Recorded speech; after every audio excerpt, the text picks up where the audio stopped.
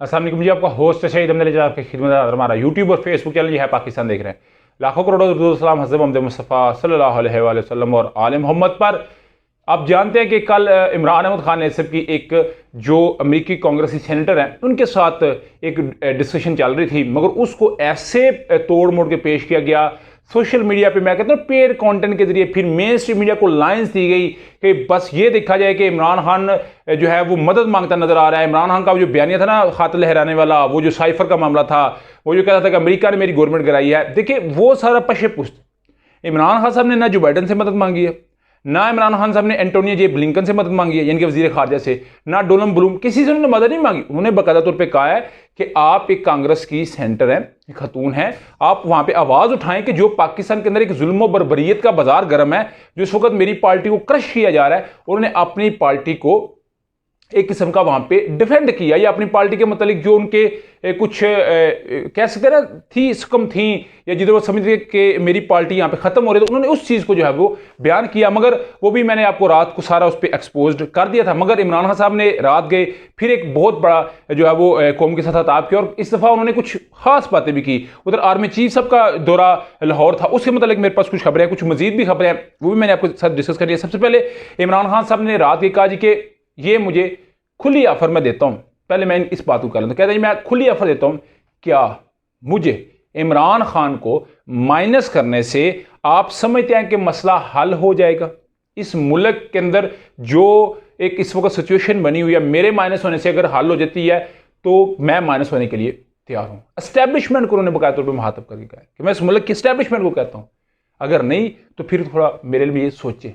कहने का उनका मकसद यही था। उसके अलावा वो कहता है जी कि मेरे पास पैगाम आता है, या वो कहता है वो बंदा अगर पैगाम लेके आता है कि क्या आप ये मुल्क छोड़ के चले जाएंगे। उन्होंने कहा जी मैं मुल्क क्यों छोड़ के जाऊं, ये मुल्क मेरा है, ये पाकिस्तान मेरा है, मेरी को बाहर प्रॉपर्टी नहीं पड़ी हुई कि जो मैं बाहर जाके वहां पे करूंगा।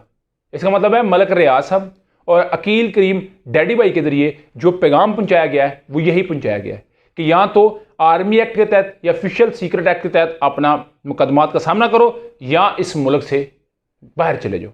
तो इमरान खान साहब ने रात को कहा जी कि वो समझते हैं कि मेरे बाहर जाने से अक्टूबर में मईशत बेहतर हो सकती है, मुल्क की हालात बेहतर हो सकते हैं, लोगों का रोजगार बेहतर हो सकता है, लोगों में गरीबी खत्म हो सकती है, नौजवानों को रोजगार मिल सकता है, और जो पाकिस्तान में रहते हैं अगर वो अमन सुकून से रहते हैं तो मैं लाजमी पाकिस्तान को छोड़ने के लिए तैयार हूं। अगर नहीं तो फिर लाजमी जो है वो इस चीज के मतलब उन्होंने सोचना चाहिए। मगर मैं आपको यहाँ पे ये भी बात बता दूं कि अगर इमरान खान साहब बाहर चले जाते हैं, इनका मेन मकसद क्या है? इनका मेन मकसद ये है कि पार्टी या क्रश की जाए या इमरान खान साहब को बाहर भेजा जाए, तो फिर हम मुल्क के अंदर इंतखाबात करवाएं, और जो इंतखाबात करवाएं उसमें हम फिर कामयाब हों और फिर इक़्तिदार के मजे लूटें। हम आके इक़्तिदार के अंदर जो है बैठें।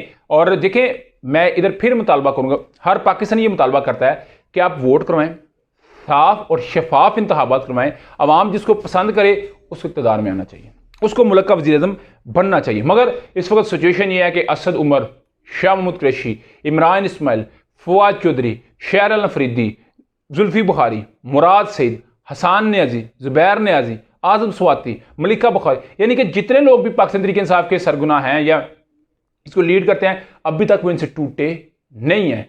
और आज जो है जितना भी ये मामला 9 मई के बाद हुआ है, उसकी जितनी शदीद अल्फाज में मजम्मत की जाए उतनी ही कम है। हर पाकिस्तानी को चाहिए कि उन अनासर की सरकूबी करनी चाहिए, क्योंकि अगर आप कोई बंदा ये डिफेंड करता नजर आ गया ना जी कि बिल्कुल वहां पे ठीक हुआ है, वो इसलिए ना करे कि उस पर आर्मी एक्ट लग जाएगा, उस पर ऑफिशियल सीक्रेट एक्ट लग जाएगा, समझो वो पाकिस्तान से गद्दारी कर रहा है, वो पाकिस्तान के एक रियासती इदारे के साथ गद्दारी कर रहा है। देखिए, अगर हम रात को सोते हैं तो इसका तो यही है ना कि नहीं तो इंडिया तो हमें कच्चे चुबा जाए।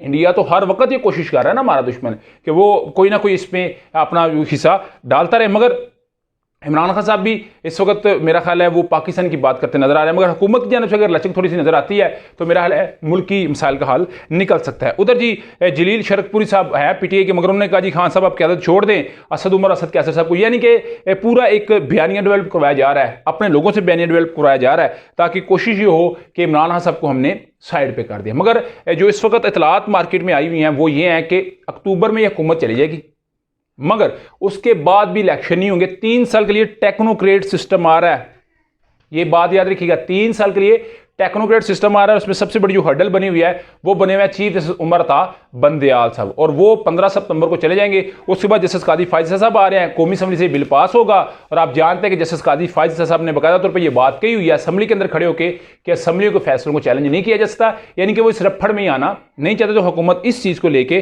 बड़ा जो है वो इस वक्त सर जोड़कर बैठी हुई, मगर मकसद यह कि इमरान खान को बाहर भेज के इसी पार्टी को क्रश करना है। उधर जी आर्मी चीफ हाफिज सईद आसिम मुनीर साहब ने लाहौर कोर का दौरा किया, जिसमें उनका ये मेजर दौरा था। उन्होंने अफसरों जवानों को मुलाकात की, उनके मोराल को बुलंद किया, और बाकायदा तौर के ऊपर उन्होंने पुलिस के जो जख्मी थे उनकी इयादत की। जो पुलिस लाइन किला गुजर सिंह उधर वो गए, सेफ सिटी अथॉरिटी का जो एक दफ्तर है उसका दौरा किया, सर्विसेज हॉस्पिटल के अंदर सैयद अली जो रिजवी हैं DIG उनका जो है वो उन्होंने जाके पता लिया।